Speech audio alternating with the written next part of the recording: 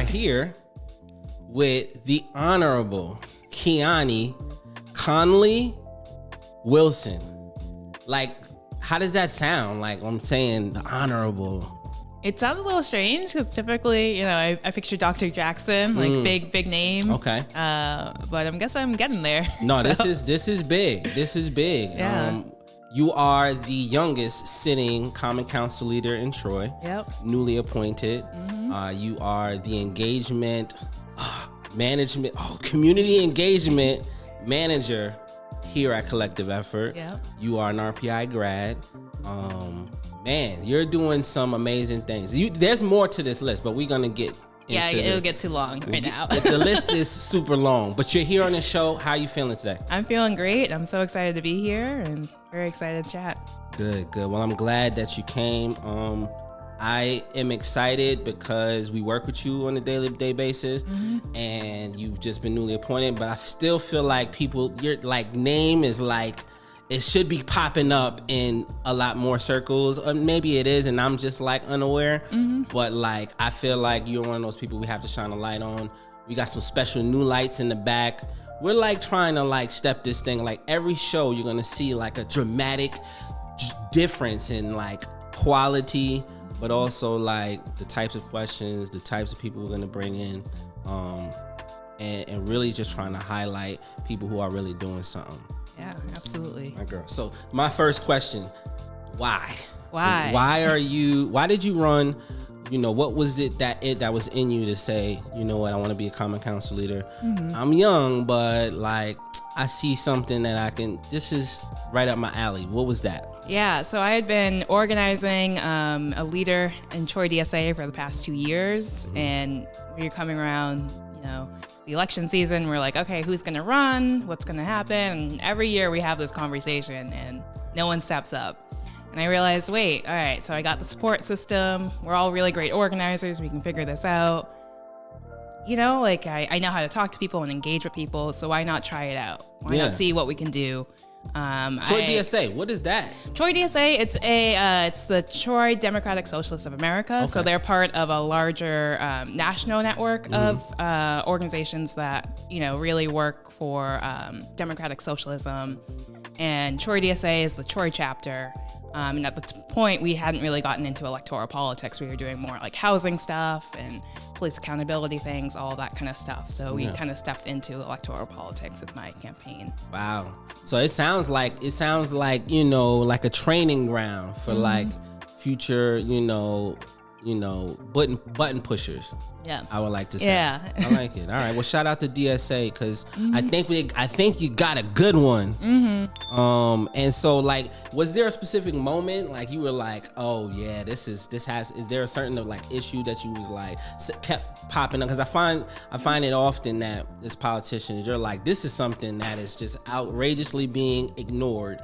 This is what I'm going to do about it. Tell us a little bit about that experience. Yeah, I don't think there was like a specific issue. I think something that I really noticed in our leadership in Troy was like just like this opacity. Like you couldn't really get a lot of information out. You couldn't really understand what was really going on, or all the like different updates and different like projects that they were working on, like developments and things like that. So I just really wanted to like represent that and hear people out. And also like where I live in Little Italy, there's like trash everywhere in the alleyways. It's like a really big issue. There's obviously some like violence going on as well. And, I realized that a lot of the leaders weren't really looking at the full picture. They were just looking at the outcome. Being like, oh, well, this violent incident happened. So like, it must be an issue with like just these individual people, instead of being like, well, why are these people turning to that? Yeah. I think maybe this is just from my understanding and looking at how young people are dealing with the elders and the elders are dealing with young people. It's like a numbers game, and it's not necessarily a personal experience. Yeah. How do you feel about that notion? And because you're a young person, how do you feel like you can impart some of that like bridge? Because I feel like there's a disconnect. There's a clear disconnect. And then I know there's some people that are in your position that like want to do something, but are like, I don't know. Yeah. Talk about that bridge. Yeah. So I think, our elders have a lot of knowledge to pass down to us, whether or not we realize that or not. So really like understanding like and hearing like their stories and all of that, and really understanding like, oh, like, no, you guys were young ones too. You guys like might have even gone through the same things that I'm going through now. It just was back in the past. So really like hearing what people have to say and also not discrediting someone because of their age. I know for me personally, like a lot of folks are like, well, what's this 20-something-year-old know about this or that? Yeah. And I've actually had like a pretty lot of experience in my life, and a lot of experiences that folks wouldn't really expect me to have. So, and I think like part of that is just like how I was brought up. So like, I had some really wealthy family members and I had some really poor family members. So getting able to experience both of those sides and like understanding that regardless of the financial situation my family members were in, they were still family and still like I was still connected to them in some sort of way. Good. So really just kind of seeing how I fit into that kind of space. And where are you from? I'm from the South Shore in Massachusetts, so in between Boston and Cape Cod. That's where I grew up. Oh, so yeah, you are like right on the cusp of like, affluency and resources, and then like you can turn, go down the block, drive down the highway, and it's like, blight. 100%. So I think you understand what it means on a larger scale. Now tell me about that transition, because like you're a graduate from RPI, now you're in Troy, and like, cause I kind of feel like people who come from outside, I'm from Queens, but my roots are here. I grew up majority of my life here.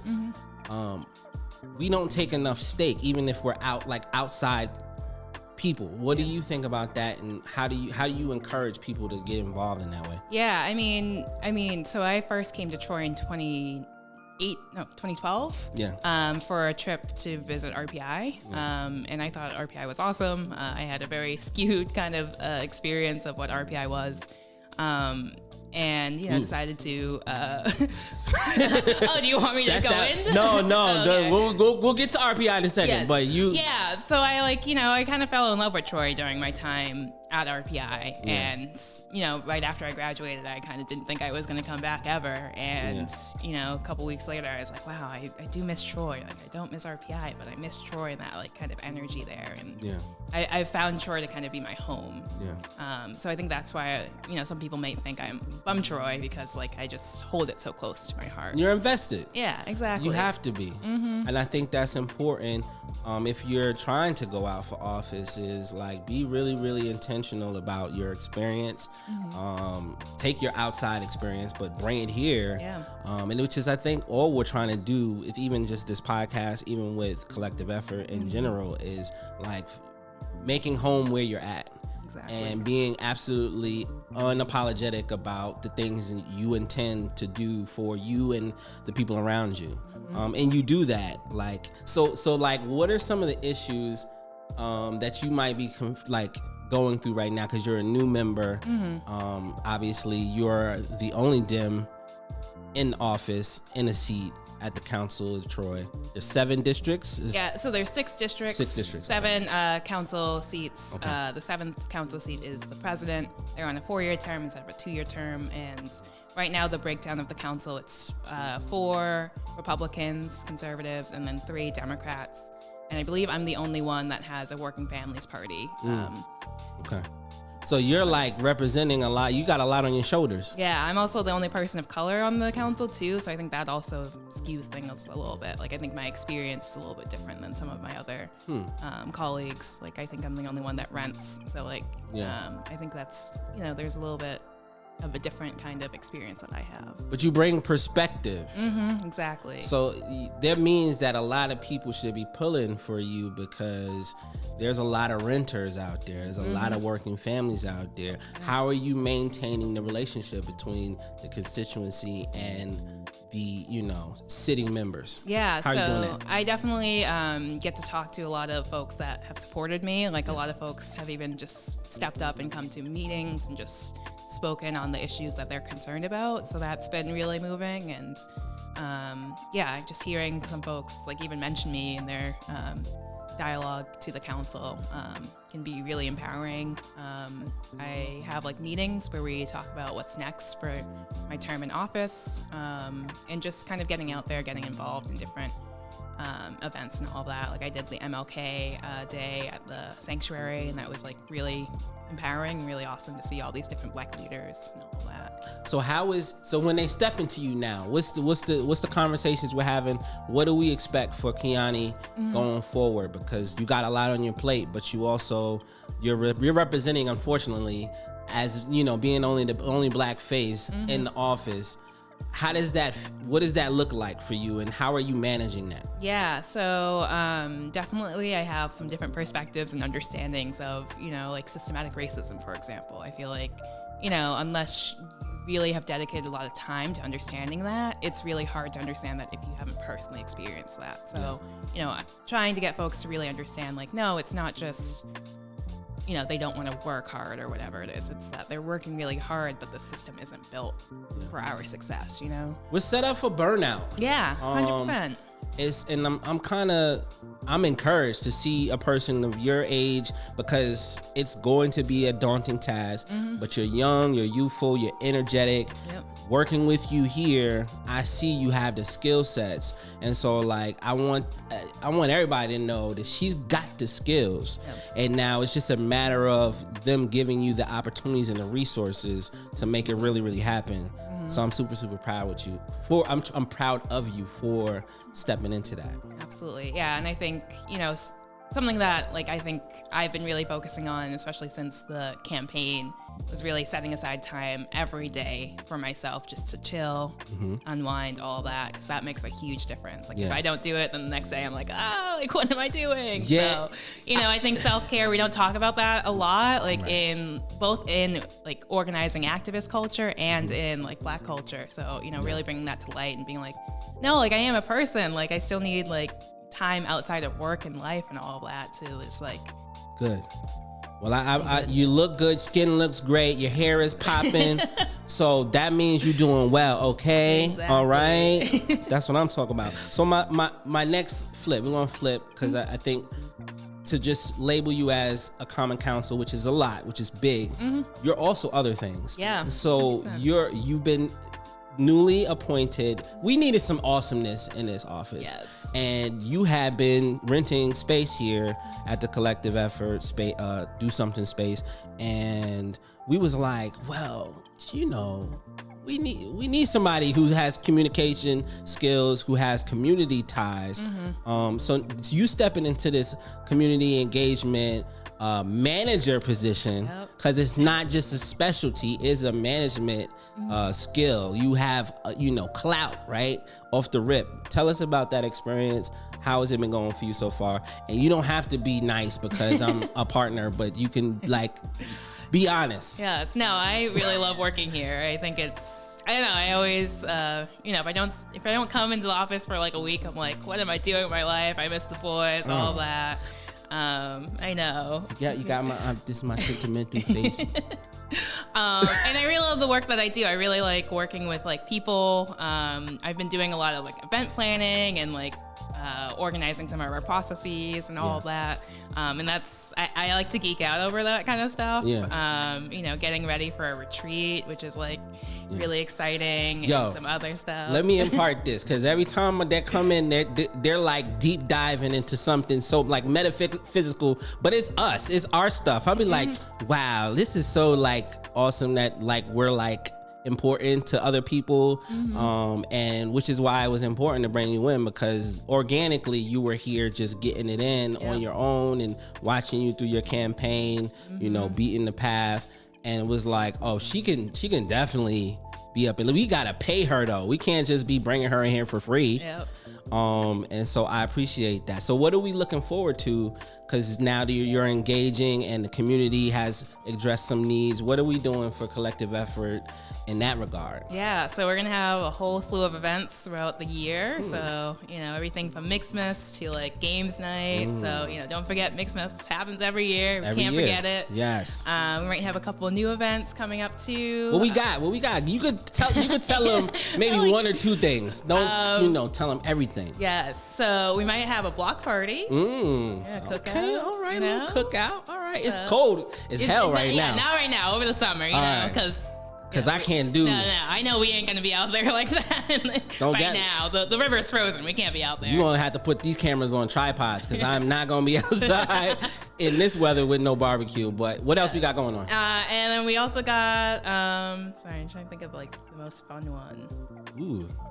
There's a couple of fun things. Yeah, Come on. there is. I mean, what's coming up next? Next is games night. Okay. So yeah, that'll be fun. We'll have some pizza, some snacks, all that kind of stuff, and different games in each room. Yes. So we hitting you with the easy stuff right now because she's such a politician. She's not even gonna smack you in the face with the like big stuff we got coming on, and that's all right because I respect it. You trying to let the beat build. Mm-hmm.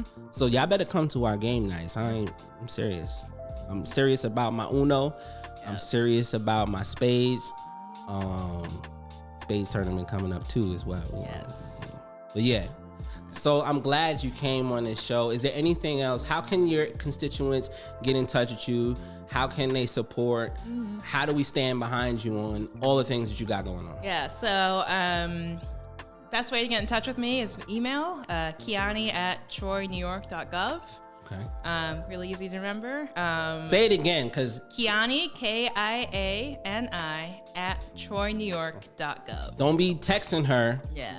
Don't be Facebook messaging, or I don't know, because I feel like that's a lot to. Yeah, it's a lot, and it's a lot easier if I just have one centralized place. Okay. It also helps me just like separate out what's personal, what's not, and keeps a record of my interactions with folks. Good. I also attend some like neighborhood meetings too, like the Osgood, Little Italy, Riverside. So those are all different neighborhoods in my district that meets pretty regularly.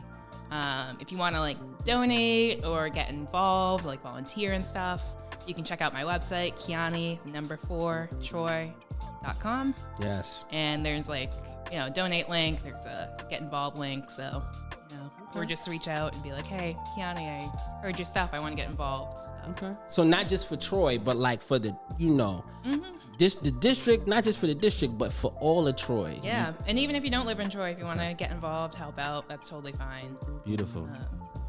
I think the best way to learn how to become a councilman is to work with councilmen and donate your time and volunteer. So please hit her up and follow up for real. Absolutely. And there's so many different ways to get involved politically. You don't need to run a campaign or anything. You can join a local organization, pick up an issue that you really care about, address that to your council people, or even go higher up to like your county ledges and all your other different representatives. So there's a whole like a lot of people think like, politics are just this one little box, but I run a garden as well. So that's even political, growing food for folks, You ain't even put the garden in there. Food is, I love me some food. Yes, you do. All right. Wow. You heard? She said, yes, you do. You need to stop it. Nah, we all love food, I used to work at a really great farm. Okay. And so, but I purchased a plot of land from the city, actually. Nice. And I know a couple different farmers who have done that where, just gotten vacant land and just started a garden. Man, listen, you was checking off all these boxes. You got very little time, so we're not gonna hold you, but I truly appreciate you. Yo, get involved with her garden too, because I think obviously you're gonna need some hands. Yeah, I need some muscle. To till that land. All right, good. Because we need some fresh produce at the spot. Collective Effort, 415 River Street, 4th floor. Y'all better holla at us. Yeah. We doing something. We are doing something. God damn We're it. doing so much. Thank you for coming on the show. Yes, thank you so much. Hope I didn't make you too nervous. Nah. My girl.